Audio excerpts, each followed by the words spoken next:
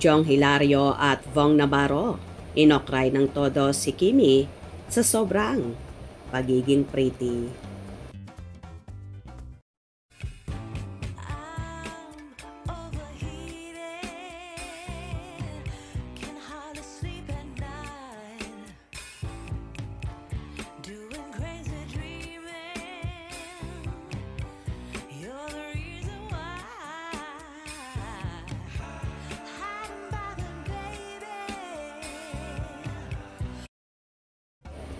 Tila gandang-ganda ang mga co-host ni Kim Chiu sa noontime show na It's Showtime na sina Jong Hilario at Vong Navarro.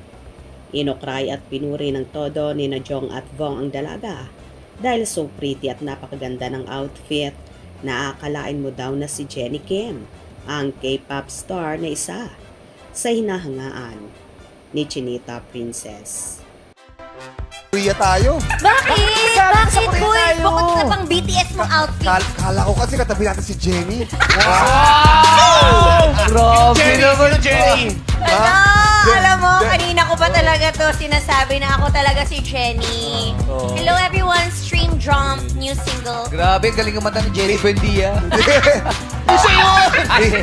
Mel Miller. Jennie Miller. Pero de, iba yung Jennie Mercado. Sa naturang outfit ni Kimi, napakaganda naman talaga ng dalaga. At daig niya pa ang K-pop star din. At pwede nga siyang maging isa sa member ng Blackpink na K-pop girl group na iniidolo ni Kim.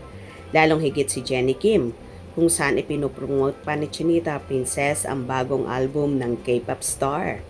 Tila natulala naman sina Jong at Vong sa gandang meron si Kimi na so sexy at tila ba lalong bumabata.